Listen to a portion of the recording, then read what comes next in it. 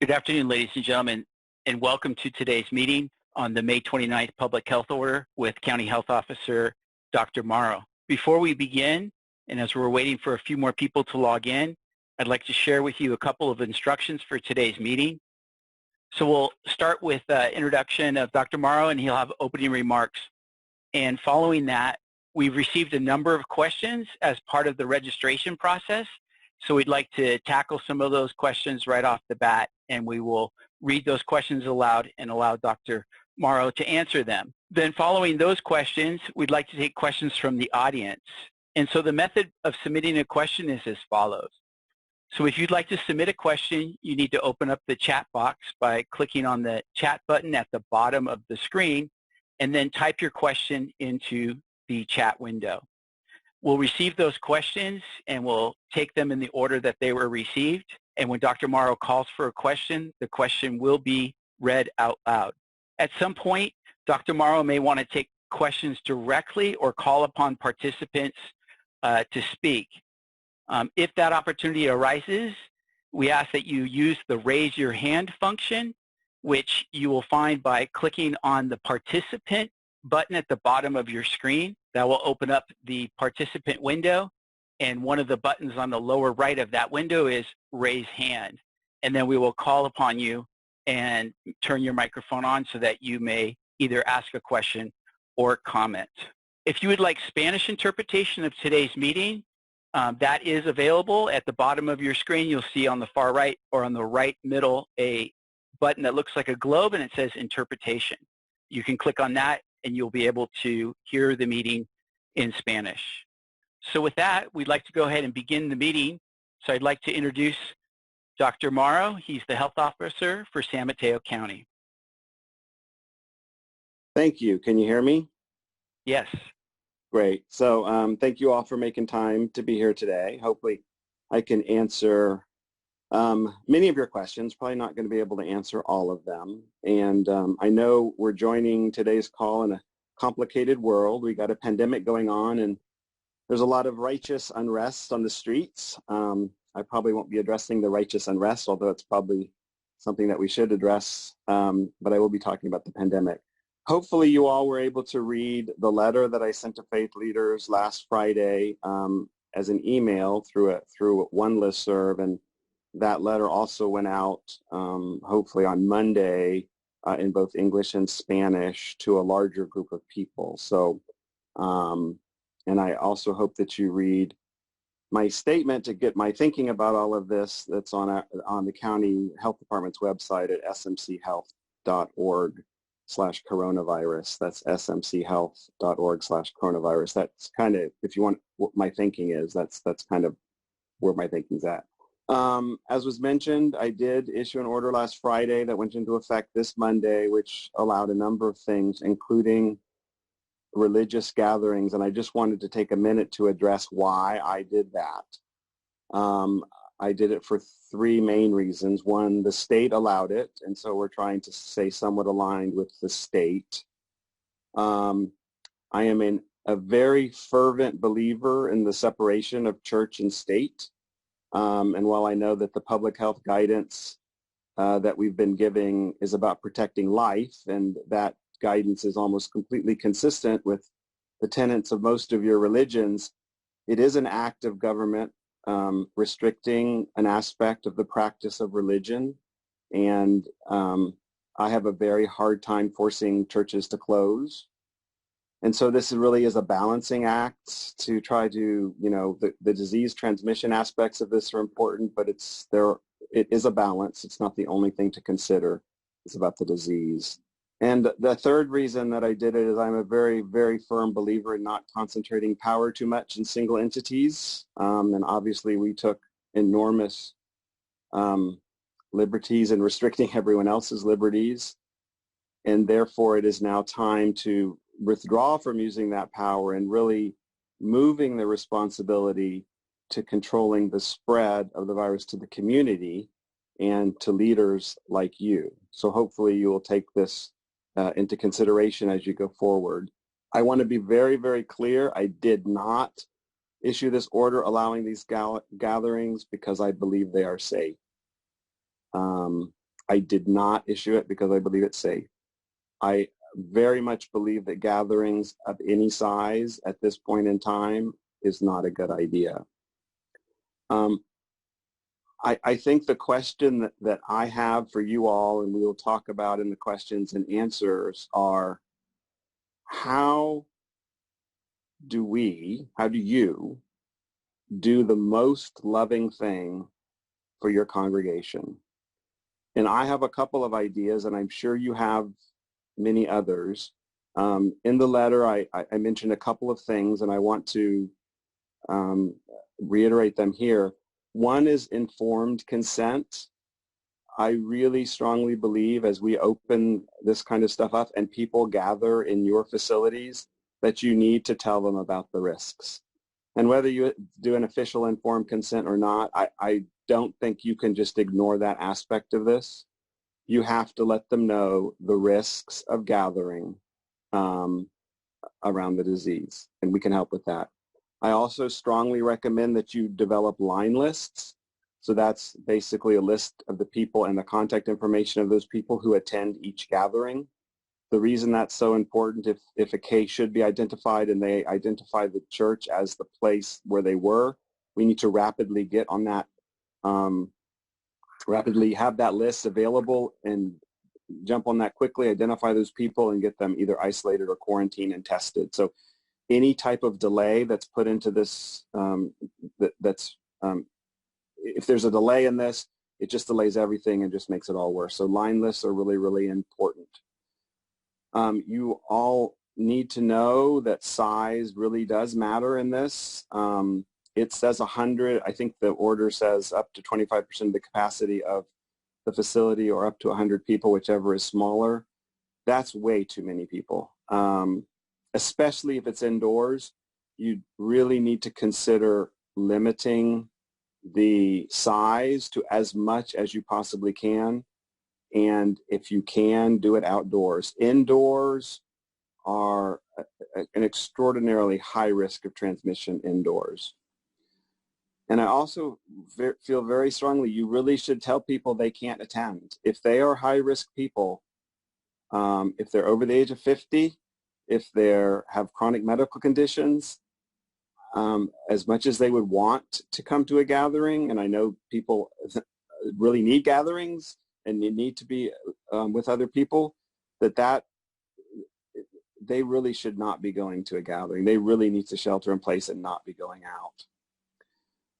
The other part I want to focus on is spread. So this virus is mostly spread by what we call droplets and to some degree aerosols. So droplets are the things that kind of come out of your mouth when you sneeze. And aerosols are smaller than that. Even people are familiar somewhat with sneezing, like when you sneeze, a bunch of stuff comes out and kind of wets your arm or something like that. Those are droplets. But you need to be very aware that even speaking creates droplets. In fact, speaking for 1 minute creates the same number of droplets than sneezing. So y'all have a pretty good idea about sneezing. Speaking for 1 minute creates about the same number of droplets. This is such an important issue around why facial coverings are important. And I would not even, I know this is a central aspect of many of your religions, singing, chanting, recitation. Singing has a particular problem, is that singing creates aerosols. They don't even create droplets. They're created lower in the respiratory tract and they create aerosols. So that means if you're singing, you probably should be 100 feet away from somebody. We talk about 6 feet away in facial coverings. If you're singing, the aerosols go up they go a very long distance and they stay in the air for a very, very long time. So singing, even outdoors, I just don't think singing should be a part of any religious ceremony. It's just so high risk. And then I wanted to just address the issue of super spreading. So we've had super spreading is a concept where one person infects many other people, and churches, particularly churches, weddings, and funerals have been have caused super spreading in many areas of the country. So it's another reason I'm very, very concerned about it. And the last thing I want to talk about before we start answering questions is communion. So I know that you all don't consider communion to be food, and I know it's not food, but the issue about disease transmission is very similar to food. So if communion is done, you have to be very, very sensitive about how the communion is prepared, how it's touched, how it's actually given. It should not be given directly. That defies social distancing recommendations. The masks are taken off. And so communion, how communion fits in all this is something that we're going to have to also kind of figure out. So with that, I think those are what I wanted to say. I will happily try to answer some questions. All right, great. Thank you, Dr. Morrow. We will get into our first question. Is there a checklist or other listing of recommended procedures for church staff protection and procedures, in the office environment available from the county or maybe another resource? Yeah, the CDPH, the California Department of Public Health website, has a bunch of industry-specific guidelines. And I can't tell you exactly what it is. I think it's at covid19.ca.gov, but I'm not sure. We can find that out for you. And there is a office-specific guideline, indoor office space, which most closely relates to the question, and it has a list of the things that you should be doing. Most of them have to do with, someone monitoring it, someone, making sure there's social distancing, making sure facial coverings are used, and there's a variety of other kind of human resources components onto that. But that's where I would direct you. Great, thank you. Next question. What are the expectations as people entering into our building? Do we need to take temperatures? No.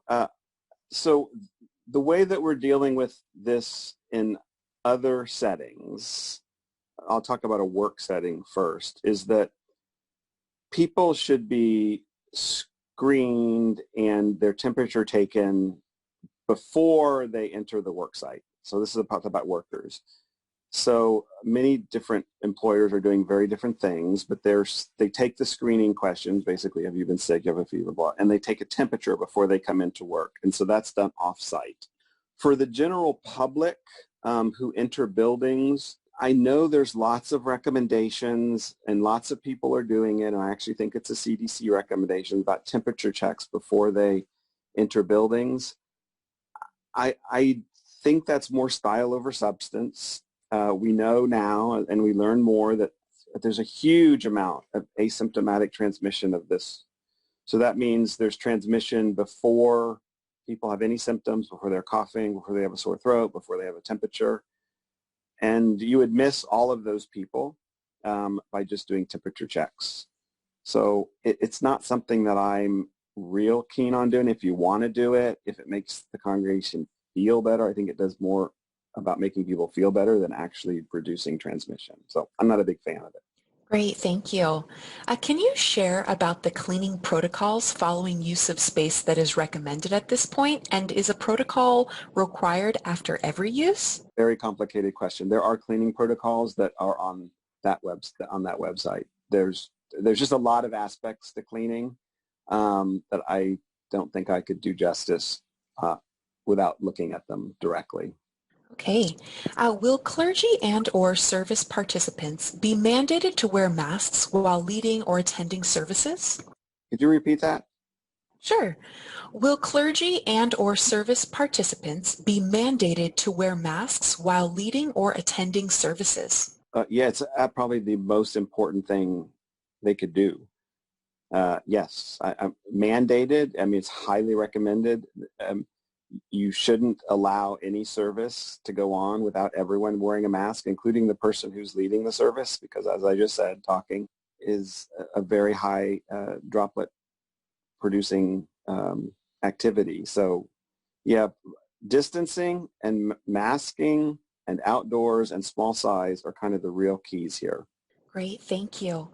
We know that churches are a nexus for the spread of COVID-19, especially sing or do unison readings. So why are we opening at this time? I think I tried to address that earlier. I don't think it's a great idea, but I think you all know your congregations better than I do. You know the congregation's needs, and so I think in some sense it's your responsibility to figure out what's the best thing for your congregation. If it's calling everyone back into a gathering, you need to make that call, but you also need to do all the precautions that are associated with it. So. All right, great. Next question. Can you clarify what is currently allowed versus what is suggested for in-person gatherings? Nothing is absolutely mandated. So, in how we deal with the retail environment is probably the best way to answer this question, is the retailer can refuse service to an individual who's not wearing a facial covering. And so I think that probably something similar applies to churches, that if if someone refuses or doesn't believe in it, I probably wouldn't let them in a gathering without a facial covering. If they refuse to adhere to social distancing and they're hugging everyone and kissing everyone, I think that's not a great idea, and that's kind of up to you to monitor. Mandated, it's a hard line to differentiate between mandated and really strongly recommended. Thank you. Some of our people are desperate to meet. Therefore, they have been asking if we can, A, encourage groups to meet for Bible study, whether private homes or outdoor yards or parks. B, allow groups to meet on any of our campuses, whether indoor or outdoors. Or C, allow staff to meet in person to pray and worship together. The bottom line is, are groups meeting for religious purposes included in the exemption? Yeah, that's a good question too. Right now, the general order says there should be no gatherings outside your household, and I think that's the best way to continue to view it. You shouldn't really be interacting with people outside of your household. If you can limit it to a small group, that's better. And if you look at what we're trying to do with childcare, is providing stable groups of 12 children with stable staff for 3-week period of time. So it's certainly safer, like a Bible study, for example, or a Vespers or some kind of other meeting. If a small group of people, and I'm not recommending this because I think if it's outside the household, it's not great, but it's certainly safer if they remain, if you will, monogamous. That's not the right word, but if they kind of remain not interacting with other people outside of that group, that's certainly safer. And it also helps with contact investigation if any of them can get sick, because we know who everyone is. So, but to answer the core of the question, whether these gatherings are part of the order, I believe they probably are, if it's for a religious purpose and it's a religious gathering. Okay, great. Thank you. I would like to know if there is any guidance for services held outdoors, for example, in a public park. Is there anything you can recommend? No, it's basically the same as indoor. It's social distancing and facial coverings and not singing, it's keeping distance. How do we handle the children? Normally when adults come to worship, children are in classrooms with teachers. Is that okay? So again, the children should only be interacting with other children in stable cohorts of kids. And so if the children, if a stable cohort of 12 with stable staff could be initiated at a church, that would be ideal. But then those people really shouldn't be participating in other cohorts, other child. We're trying to figure out a way to do expanded bubbles. So that there is more social interaction outside of your immediate household. I think Alameda and Contra Costa are going to be experimenting with how that actually can be worded and recommended to the public. And this kind of falls under that. But in general, people should not be doing lots of interaction with other people. And, the kid problem is a particular problem. It's a problem we have with how we're going to be doing schools in the fall. And I can't predict how that's gonna unfold. Okay, thank you. What guidance do you have for Jewish organizations planning for the high holiday season in September and October? It's no different than what I just said. I don't anticipate, so this question comes up a lot with not religious organizations, but just like big gatherings, like big art festivals and, pumpkin festivals and things like that. I do not think we're going to be in a significantly different place in September and October than we are now. The virus is still going to be around almost certainly. It's going to be just waiting to explode. It's going to just be biding its time. So any kind of large congregations, whether they be for secular or sacred purposes, I don't think that that's going to be a good idea. Thank you, Dr. Morrow. Just real quick, for those of you that are in the audience, we are posting some of the links and additional information in the chat function for you to take a look at and perhaps copy those links if needed. Thank you. So back to the questions. Great, thank you. Can you say plainly if it's recommended or not recommended for people over 60 to come to the group in-person worship? I am in that category, and I think it's a terrible idea. You have to look from a disease transmission standpoint. High-risk folks, really, because we're opening up in many ways now, right? Trying to contain it. The virus is spreading at a higher rate, and those who are high risk kind of need to do everything within their personal power to prevent getting infected, and that includes going to church gatherings or gatherings of any type. I wouldn't do it. I don't know what another 6 would do. Thank you. What about singing and preaching? For those on stage, can they not wear a mask if they're more than socially distanced, let's say 12 to 20 feet apart? Really, everyone who's in an indoor setting, you may be able to get away with that if there's a pretty significant difference in an outdoor setting. If you're in an indoor setting, I mean, that's just where it spreads like crazy. So I don't think anyone should not be wearing facial covering. In singing, I just cannot overemphasize how bad singing and groups of people are. There is probably not a worse thing you could do. Singing with a group of people, like literally the worst thing you could do. Thank you. The guidelines on in-person worship are so limiting. It dramatically changes the way we worship due to no joint recitation or singing. We would prefer to continue the live streaming worship with a small worship team of 10 or less people. Do the guidelines for live streaming worship still stand? I highly recommend you do that. I think that's probably the best scenario in this. I'm not sure what the guidelines for in streaming worship are, but yeah, the more you keep people apart, the better off we are. Great. Would a plexiglass shield installed at a podium allow clergy to speak without wearing a mask? Many folks are trying to use plexiglass. You see that in stores, and you see that you're seeing it more in restaurants overseas, and so there is theoretically it would decrease the amount of droplets because droplets don't go far and they tend to fall out, and there's a barrier.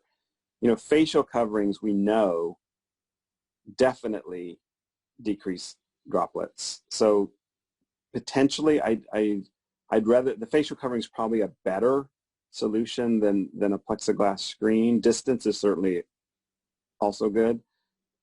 So I don't know that I can answer that with more specificity than that. All right, next question. Does 100 people mean 100 people total on Sunday or 100 people per service? We have a totally separate room, aka venues, in an open-air high school. If we have different venues abiding by room capacity or 100 total with social distancing, does the 100 count per venue? Remember, it's 25% of the capacity of the room or 100, whichever is less. So let's assume 100 is the less number in that situation. it's the gathering. So if you had in a room, in an indoor space, so if the question is about could you have 5 of those on one campus going simultaneously and they are in different rooms, the answer would be yes. It's not a great idea, but you could do that. It's about the people in direct contact with each other. Thank you. Do you have any idea how long your recommendation will be in place? Without enough testing, how can you make the recommendation? I think I addressed why I made the recommendation. It's not a good idea, but I think there are other factors in play. As far as how long it lasts, I don't see it changing in the near future until we get either a very good treatment that stops people from dying, or we get a vaccine which increases immunity through passive immunity, or we get herd immunity. I think these restrictions are with us for a long time. I would say 1 to 2 years. Thank you. Our church is opening for daily preschool for children of essential workers Monday through Friday, following guidelines. Is it safe for seniors to use the same building on Sunday? Every room, including the sanctuary, is used by both. One set of bathrooms, one kitchen. Yeah, I think it's safe. They're not sharing airspace. I think there should be cleaning done in commonly used surfaces such as bathrooms. But yeah, if there's not shared airspace, especially if it's different by 12 hours or something, I think that's probably fine. I have a question about space, ventilation requirements, and any restrictions for attendance. 50 years old seems young. Can you share your thoughts on this? So the ventilation requirements, I'm not going to address too much because it's very, very technical about ventilation, how different places are ventilated. The more a place, you have to kind of understand the fluid dynamics of how ventilation systems work, and every single facility and space is different, and your facility people may or may not know that. So the bottom line is the more ventilation, the better. Outdoors is the best. So you know how much ventilation goes on outdoors. So that was one of the questions. What was the other question? The ventilation, and then what was the other one? That 50 years old seems young. Can you share your thoughts on this? Oh, and any restrictions for attendance? Yeah, 50 years old is young. But we definitely see, so this virus seems to be quite random in who it kills. It's certainly killing 30-year-olds, and it's certainly killing 40-year-olds without any underlying problems, and we don't know why. But it definitely, the death rate goes up around 50.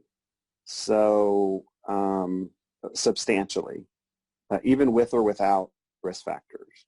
So that's why 50. I mean, people will use a different cutoff, but I think that's where we're seeing significantly increased death rates in 50 and above, and I think in other areas of the world they're also seeing the same thing. Thank you for your clarification on that. Next question. What about groups of people meeting in their own homes? For instance, 5 couples getting together or other small groups of people. I expect guidance for anyone meeting privately will fall under general public guidelines, but under what circumstances could or should we encourage people to meet at our campuses or outside or even in their own homes? Would any liability and compliance fall on us? If this is a liability and compliance question, I don't think there's liability by inviting people into your home. I don't think it's a good idea because it's totally unmonitored. I mean, one group may be doing it perfectly well and one group not. Again, it's not recommended that anyone from outside a single household meet together. If you are going to do that, meet, like 5 families or 5 households together, much better to be done outside than inside. And you'd have to follow all the social distancing and facial covering requirements. Thank you. A follow-up to regarding meeting in homes, what precautions do we need to take if people are going to meet in homes, and what is the max number of people that we can have in a home? I can't answer that question. Again, I said it's not a great idea, and I have no idea how to estimate the number of people that can do it safely because I don't think it's safe at all. Thank you. Next question, just to clarify your statements and orders as well as digesting the multitude of sources of information, it would seem a progression from the most safe to the least safe would be 1. Small outdoor gatherings, 2. Large outdoor gatherings, 3. Small indoor gatherings, and 4. Large indoor gatherings. Is that correct? Yes, that would be correct. The only difference I might say is around the large outdoor gatherings and the small indoor gatherings. Definitely outdoor gatherings way, way, way safer than indoor gatherings. The disease just transmits itself so easily indoors. How large and if all the other things are done correctly, like social distancing and facial coverings, I do think that'd probably be the correct risk classification. Thank you. Next question. I have a child care center and we are trying to develop our reopening protocols. Is there someone at the county that we would talk to directly with to help review our draft protocols and advise us? Yeah, so we're not reviewing anybody's protocols. We're referring them to the templated kind of requirements on the CDPH website, which I think might have already been posted. Childcare is one of those industries that has recommendations. So that's where I would look to get what the requirements are, but nobody's reviewing them. There's just not capacity to review plans. Thank you. Why can we protest outside but not worship outside? I think that you can. So I do want to mention the protests since the question brought it up. I think protesting is fantastic.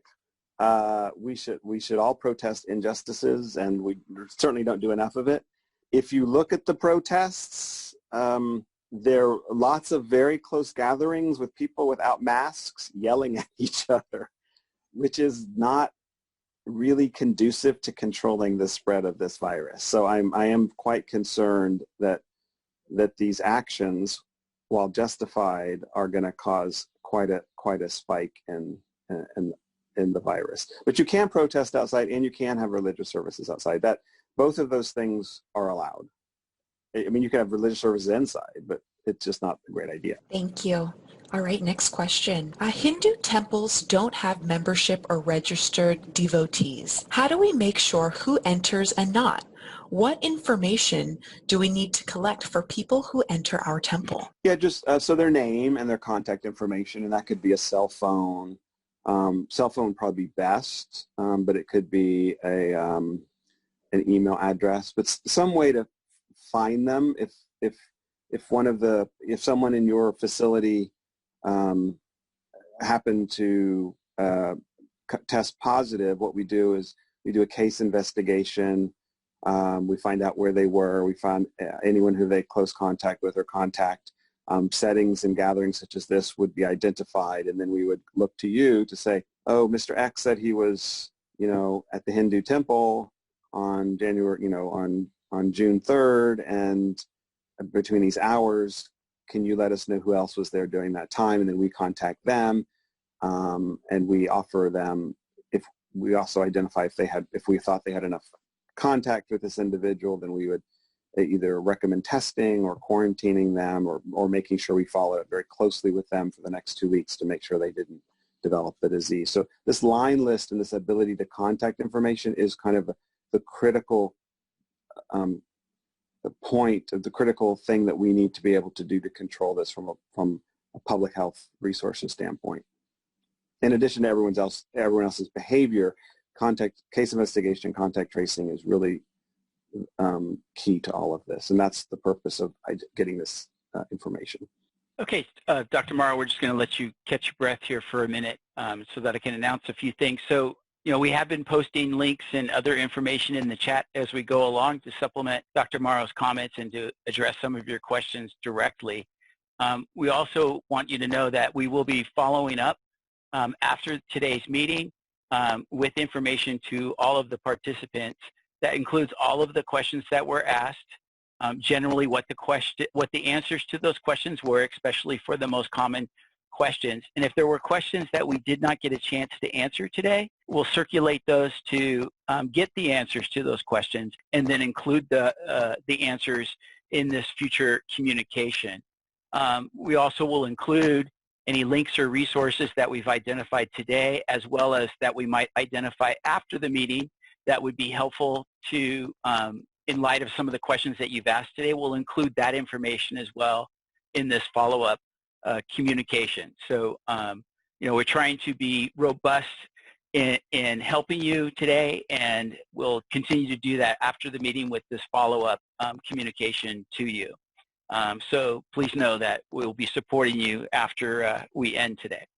All right, with that, then we'll go back to the questions. So wait, before we answer more questions, there are other faith leaders, I think, on the panel, and I wanted to give them an opportunity to say something, or if they have comments or concerns, or voice their opinion on this. Okay, very good. Thank you. So at this time, we will turn our attention, hopefully she's ready, to Penny.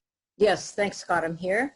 I think on behalf of all of the faith leaders and clergy in San Mateo County, I want to just really say thank you to Dr. Morrow for having done such an incredible job keeping us informed as a county and taking such significant early steps. And so thank you for doing your best to keep us all safe. Just deeply appreciated. And your leadership has been so solid throughout this. And I think, I've been in many conversations with colleagues around going back, not going back, what does that mean? And just for my own self, I've come to the point where, I just can't imagine actually going back until there's a vaccine, or as Dr. Morrow said, some kind of treatment. And part of the way I've been thinking about it is that two things. One is that sanctuary means a safe place. And so until I can guarantee that people can be safe, it feels against my personal belief in what sanctuary is meant to be. And also, for me, one of our key principles is an inclusive welcome. And so it would be very hard for me to say, all you young people can come back, but if you're over 50, you can't. So that's kind of how I've been looking at it.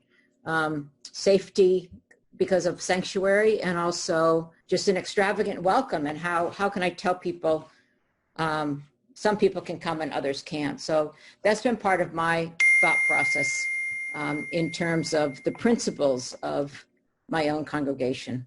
Great, thank you, Penny. Bill Krause, did you have a few words? Well, my capacity is with the Spirituality Initiative in the county, specifically out of the Office of Diversity and Equity.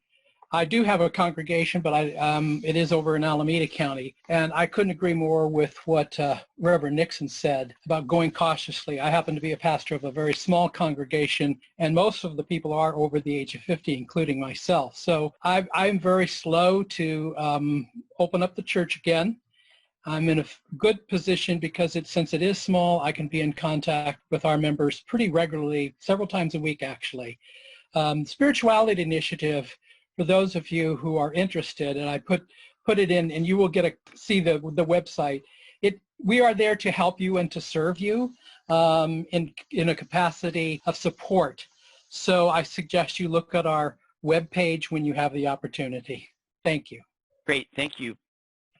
So at this point, we have a few more questions for Dr. Morrow, and I think what we'd like to do, if it's okay with you, Dr. Morrow, is that we'll give you a question or two, and then we'll call upon some of the participants in the meeting. So at this point, if you'd like to ask a question of Dr. Morrow directly, or perhaps ask for clarification or make a comment, you need to raise your hand. And if you recall, the way to raise your hand is to open up the participant window, and in the lower right-hand corner is a button that says Raise Hand. And then one of the speakers that's been reading the questions will call upon you, and we will unmute your microphone, and we'll tell you that you're unmuted. At that time you can speak. So is that okay, Dr. Morrow? Yeah, that's great. Okay, so let's start with a couple questions that we already have. All right, thank you. Next question. Would the church be allowed to distribute communion in an open space, or would this be a violation of the orders? Yeah, I think I talked about communion earlier.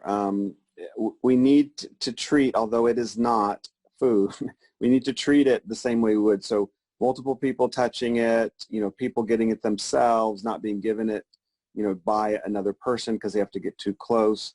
So it's not a violation of the order to do communion. I just think communion needs to be done maybe in a different ritual way than it's been done in the past. For a while, not forever, but for a while. Thank you. Assuming a church decides to stay closed because that church agrees with Dr. Morrow, what needs to happen or change before we would be safer or safe enough to reopen worship services with social distancing practices? Yeah, I think I already answered that. I think we need a treatment or a vaccine or herd immunity before things change significantly, which is not soon. Great, thank you. What is the possibility of churches being allowed to hold midweek children's programs in the fall? I hesitate to answer that question. I don't know what all kind of, not just this question, but kind of what school's going to look like in the fall.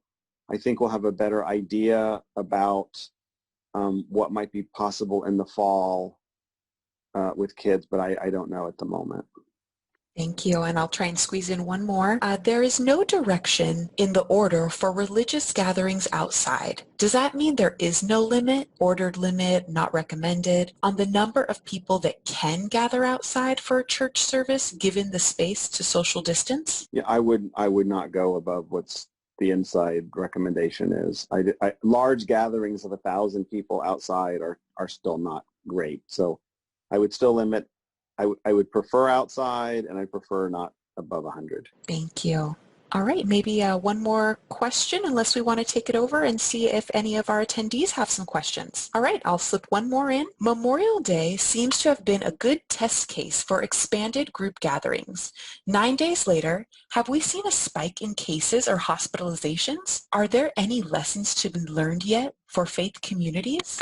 So if you read my statement from June 1st on the website that I told you about, smchealth.org/coronavirus, what we are seeing is a steady and slow increase in hospitalizations.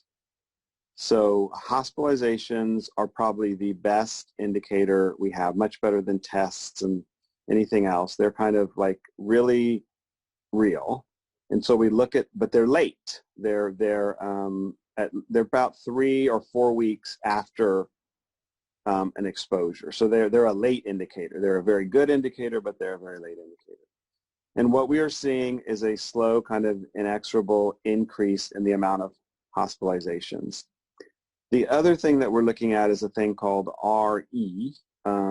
It's also called R naught, NAUGHT, or RE, which is the expected reproductive rate of the virus. If that number is below 1, we're happy because we know that for every infection, there's less than 1 new infection. If that number is above 1, we know that for every infection, there's more than 1. So our current RE is estimated at 1.3. So when we were very aggressive and just made everyone stay at home and everyone was kind of following those rules, our RE was 0.9. So that was good.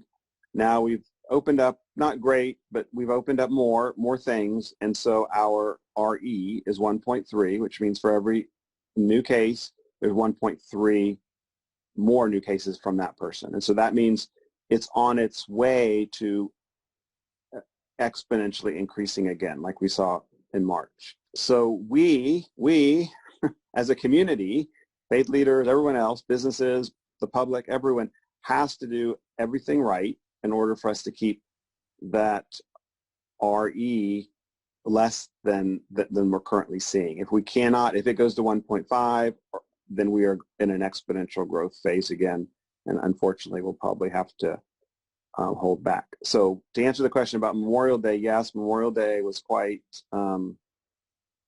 active, and I think we have not yet seen the results of that in hospitalizations, but I anticipate that it will definitely not have been good from a virus transmission standpoint. Okay, at this point, we're going to call upon a couple raised hands. So Tracy? Hi, so we are unmuting Rosemary Freerith. So you are been unmuted. You can go ahead and speak now. I just have a quick question about the option of a small outdoor option. I understand that singing is a problem. I'm just trying to, like, if you had a soloist at a distance, is that also a problem? Like, I'm trying to understand, are you saying singing of like a community together versus a soloist, or any singing at all? So if you can clarify that, that would be great. Any singing at all, and if you have someone singing, they should be wearing a mask and they should be 100 feet away. Got it. Thank you. Or in another room, or in on Zoom. Yeah, singing bad. It's just really, really bad. Yeah. Not bad for singing, it's just bad for transmission. Right. I'm sorry about that, because I know that's such a core to everything, right? Yeah, no, I was just trying to understand if it was the group together that was the problem, or even anybody, so that's helpful. Thank you. Sure. And before we take the next raised hand, you'll notice on your screen that there is a poll. These are just a couple questions that we wanted to ask of the audience to get a feel for both how the meeting went today, as well as what you're thinking as far as opening up your house of worship for services. This poll is anonymous. We do not keep track or have the ability to keep track of who answered the poll. Thank you. So Tracy. Great. Now we will be unmuting Santosh Davies. You've been unmuted, so you can go ahead and speak now. Hello, hi. Thank you for all of for your time. My question is in reference to someone who is positive at a gathering, making the assumptions that the gathering, everyone at the gathering was socially distanced, wearing face masks, never within 6 feet, never within 10 minutes of the infected person. What would, and of course having a line listing or contact traceable for every person. What would be required of attendees of that in that situation? So what the communicable disease unit does is try to determine what the risk of transmission was. So in that setting of everyone, no one got close, everyone was wearing a face mask, there was very short time duration. My assumption is, since I'm not frontline CD working at the time, is that they may not consider those people contacts and they may not follow them at all. If for some reason they do consider the people contacts, then those people would be monitored they might be tested, but they would be monitored, symptom monitoring. They'd probably quarantine and they'd be symptom monitored for the next 14 days. There's a lot of nuance in all of that. So if there's a super high risk person, like let's say in general we thought, this wasn't much of a contact, but there was someone in that gathering who was on immunosuppressive drugs or in chemotherapy, we might treat that person slightly different than the other people. But yeah. Great. The next raised hand we have is Kristen Azar. You've been unmuted. Thank you so much for the presentation. I just had a question about the RE, and I wonder how often is that assessed, and is there any information about what that is looking like for the surrounding Bay Area counties that are around us? Yeah. So what I would like is an ongoing, like a running total of that. I haven't been able to get that yet. So that's updated about weekly. And from what I can tell, ours is the highest in the Bay Area. And we're also about 2 weeks ahead of everyone else as far as opening up stuff. We opened a lot more stuff. Well, not a lot more stuff, but we opened more than the surrounding counties did on 5/18 in mid-June. I'm assuming mid-May. And so I do anticipate that theirs will also be rising slightly. 1.3 isn't horrible. 1.3 is beginning concerning. And that it just kind of reiterates the point how everyone has to really follow the rules the best they can. Churches, faith leaders, businesses, grocery stores, hospitals, the general public. It's really important, or we're going to be back where we were in March before you know it. Great. Our next raised hand is Maggio Ferrado. You've been unmuted. While we're waiting for him, I do want to mention that I met with the Northern California, I think, Islamic Council last week, and they have 92. They represent 92 Bay Area mosques, and they have basically decided that they will not be opening their mosques for gatherings at this time. Okay, I just wanted to ask, if I wanted to get tested, where can I go for testing? And if I don't, I guess, will they test you if you don't have any symptoms that you recognize yourself? Will they test you? Yeah, so if you have health insurance, I would generally recommend that you go to your healthcare provider and have them order the test and get through that system. If you don't, or you don't want to do that, we have a company called Verily, and hopefully we can get you there. They are testing folks in all three kind of segments of actually 4 segments of the county. They're in the coast side, the south part of the county, the middle part of the county, and the north part of the county on different days of the week. And they are testing all comers. You do have to sign up and get an appointment slot, but they have capacity, and they are somewhere in the county pretty much every day of the week. So that's another option for you. We just posted to the chat window the Verily testing requirements and their schedule by location for the month of June. Wow, that's impressive. It took me a few minutes to type that up. So Dr. Morrow, we're just about at 3 o'clock, and I know you have a busy day today, as you do every day. Do you want to take any more questions, or would you like to wind down? If there are additional questions, I'm happy to take them or try to answer them. We have a raised hand from Lizia Bautista. I'll unmute you now so you can ask your question. Hello? Hello. Actually, I'll ask a question.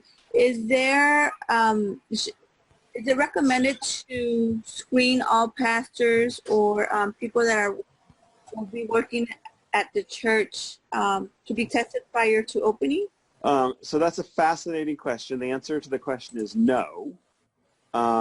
But there is a lot of ongoing discussion about how we deal with workers who have lots of contact with the public, and I don't think faith leaders would necessarily fall into it right now, but obviously healthcare workers, people who work in skilled nursing facilities, grocery store workers, other retail workers who have lots and lots of human contact and somewhat close contact, and none of that has been really figured out yet. There's, obviously occupational health issues, there's liability issues, there's regulatory issues, and so I would probably stay tuned. I don't know that pastors and faith leaders would ever fall into that group, but it's possible based on if they're doing lots and lots of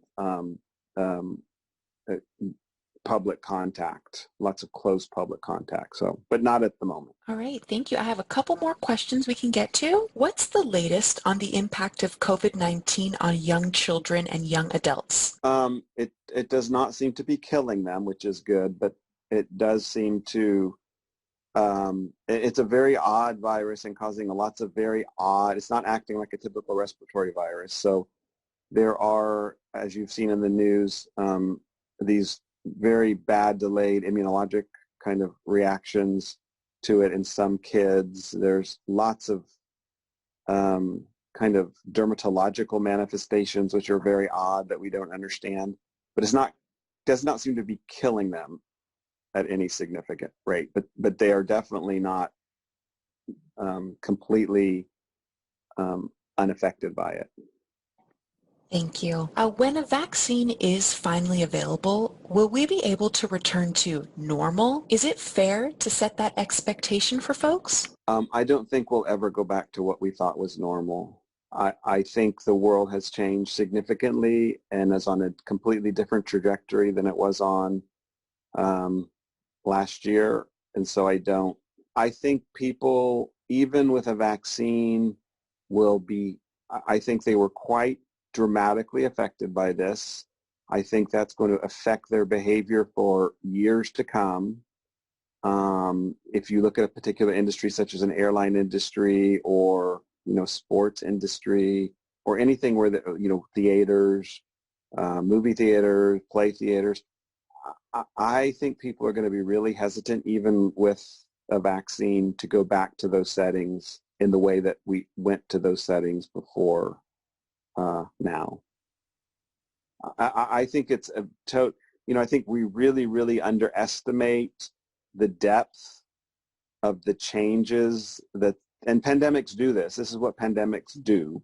They really mess with lots of things, including stability, the economy, how labor is allocated, and so I don't anticipate us ever approximating what was before. It might be better. I mean, I'm really hopefully, one of the things I'm most hopeful in all of this is, leave on a hopeful note, is that it has become so clear to so many people that the economic model in this country is really stupid and immoral, and that to make so many people live on the edge of economic desperation, to live paycheck to paycheck, is really just, like I said, not only immoral, it's just a stupid system. It just makes no sense. It doesn't make any economic sense. And so I'm hopeful that's become really, really clear to people, or much more clear, and that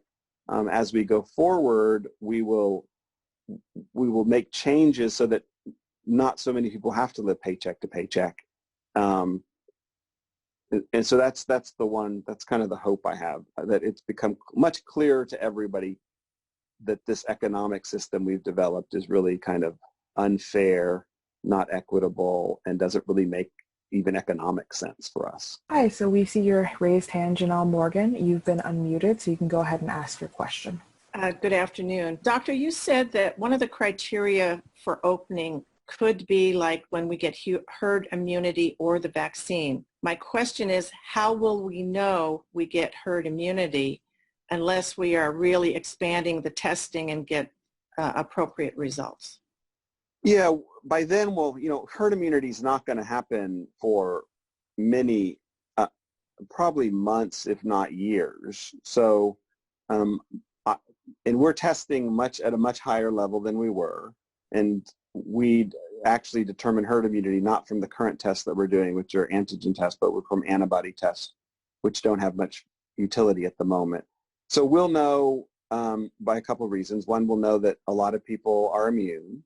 We'll know by the RE changing. So the way that herd immunity works is that the virus is spread, but it encounters you're immune, so it just stops there. So it pushes the RE down. So there'd be lots of things to tell us that we're approaching herd immunity, but don't think that's anytime close. It's really in the distant future. Great, thank you. How can churches / faith communities help spread legitimate information to keep our people safe, not just in church, but in general? Well, I hope you do. I mean, I think that's one of the most important things you all can do, is to spread accurate information to your congregations and have them spread it out to the general community. I think that's a really super important thing, that a role you all can play apart from just the spirituality piece of it. So I hope you do that. I definitely hope you spread this message far and wide and explain why you're making certain decisions, why other people are, why I'm making certain decisions. So yeah, please do that. Thank you. All right, next question. What is the latest understanding of immunity post-infection? I think that's unclear. There is increasing evidence on an almost daily basis that it does appear infection confers immunity, at least for a short period of time. So people who actually develop an antibody response to the vaccine, those seem to be neutralizing antibodies, which means they're effective antibodies against the virus. So that's good news. We don't know how long it lasts. We don't know if it'll last 6 months or it'll last a year or last longer than that. So that's kind of the state of the art at the moment. Thank you. All right. Yesterday's newspaper said that 26,000 deaths happened at nursing homes. How many happened in San Mateo County, and why so many in these nursing homes in general? So if you look at our deaths, now our deaths were nothing like the deaths that you saw in the Northeast, in New Jersey and New York. I mean, they had tens of thousands. I think it was approximately 50,000 excess deaths in a couple week period. Just unbelievable. We did not see that. Most likely we saw that because we were quite aggressive initially. I think our deaths at the moment, from what we could tell, is still under 100, and about 2/3 of them are somehow related to either nursing homes or congregate senior facilities. The reason it spreads so rapidly, that's just how it spreads. In indoor facilities with relatively close contact, most likely it's spread by staff who, and if you're familiar with the kind of the nursing home industry, staff in those industries are not paid very well and usually have to have multiple jobs and usually work at multiple facilities. And so we think that was the main conduit. But once it gets in a facility, it spreads like wildfire. We're working really, really diligently to try to screen all of our skilled nursing facilities and our congregate senior facilities on some kind of periodic cadence, such as every 2 weeks, all the residents and the staff, so that we can do, that's kind of preventive or surveillance screening as opposed to outbreak screening, to try to prevent any more deaths in our senior population. Thank you. How many people travel among the counties? Oakland is seeing higher numbers than San Mateo. Should we pay attention to neighboring counties? Yeah, and we do. And I talk with my colleagues on a multiple time a day basis. So we are trying to stay, we understand it's a region and not a county, that people are all over the place, even though they should be sheltering in place, but they are all over the place. And we try to monitor things in a consistent way. We try to have somewhat aligned orders. We've come a little less aligned over the time, but we're very, very aware of that. Great, thank you. I think we have time for one more. Dr. Morrow, I'm sorry if this was answered already. Is there a training that has been developed that could be used by the churches to train lay ministers? Also, should we have no singing, no choir? What about the missalettes in the pews? Should they be removed? Okay, those 3 questions. So the first one was? The first one was, is there a training that has been developed that could be used by the churches? Not that I know of. Great, thank you. Maybe we can look for one, but I'm not aware of one. Great. Second part of that question, should we have no singing and no choir? Yes, I've tried to be very clear on that. Singing is really, really the last thing you want to be doing in a religious or in a gathering. Yeah. Thank you. And last part of that question, what about missalettes in the pews? Should they be removed? What are missalettes? If someone else has the answer, feel free to jump in. They have the recitals that you would use as you're participating in the service. Thank you, Scott. Probably should be removing anything that's touched by multiple people. So hymn books, those things. You shouldn't be passing the communion, the offering plate. Yeah, all those things probably are not good ideas. Okay, well, Dr. Morrow, I think we're pretty much coming down to the end.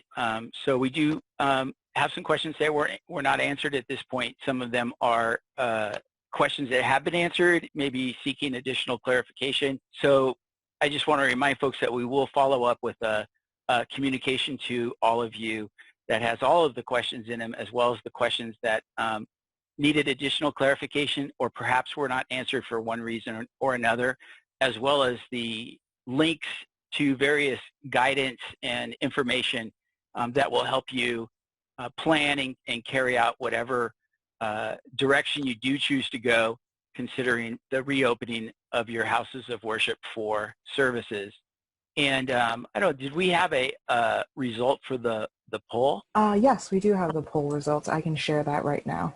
All right, thank you, Tracy. So 91% of those in attendance today found that the meeting was helpful. And, you know, we did get some feedback that the second question was a little bit confusing, but we did want to know if at this point, are you considering opening up for in-person services? And interestingly enough, just under half of the group, 36%, is not decided or a maybe, with 7% as yes and 56% as no. So we do appreciate your participation in the poll. That is very helpful and provides Dr. Morrow with some additional information to give this further thought. And Dr. Morrow, did you have any comments to close today that you'd like to state? No, I think I said everything I needed to say. Thank you all for being on. All right. Yeah, thank you, Dr. Morrow. We greatly appreciate it. And thank you to all of the participants that joined us today. And we'll follow up with additional information as mentioned. So have a good day. We really appreciate your participation. And please be safe and take care.